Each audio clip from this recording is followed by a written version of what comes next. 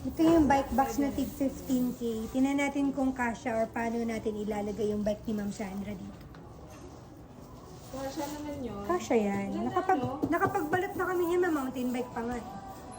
So, video natin mamaya yung pagkalas at paglagay dyan.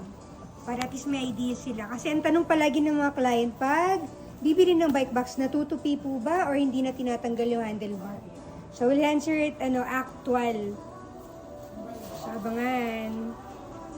Yan, tatanggalin na yung bike para ilagay sa bike box.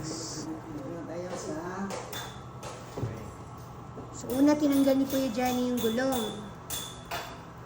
Tapos tinanggal yung pedal. May iba pa bang tatanggalin, Kuya Johnny? Manibela, tatanggalin niya. Yung manibela? Okay. Tatanggalin or itutupi lang? So, Ma'am Sandra, dapat may tool ka. May bike shop. Okay. Very good. Very good. Yung sunod na ginagawa ni Kuya Johnny, tinatanggal niya na yung sa stem. Para magkasya dito, kailangan tanggal yung handlebar. Open sesame. This is how it looks like when it's being packed.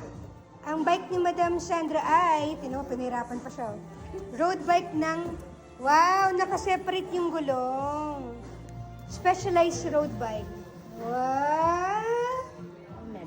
Helmet. Nice! Kasya pala.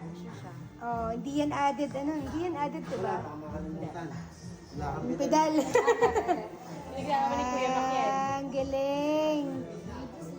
So si Ma'am ay pupunta ng Iloilo para sa Odax. Kaya yan, naka-ready na. Ang galing. Forma yung gulong. Very seamless. Oh, hindi ka na magre-rent, Ma'am. Yeah. It's a lot of different yung last na yun. Kasi this one is parang tailored for it talaga. Very good. Oh, kasya dyan, road bike and mountain bike. Yan lang, sa mga nagtatanong kung nakatupi yung handlebar. Yes po. Nakatanggal, actually. Yan. Para fit na fit. So si Ma'am, hindi marunong magkabit yan, legit. So papakabit niya sa bike shop pagdating doon sa Iloilo. So hope this helps.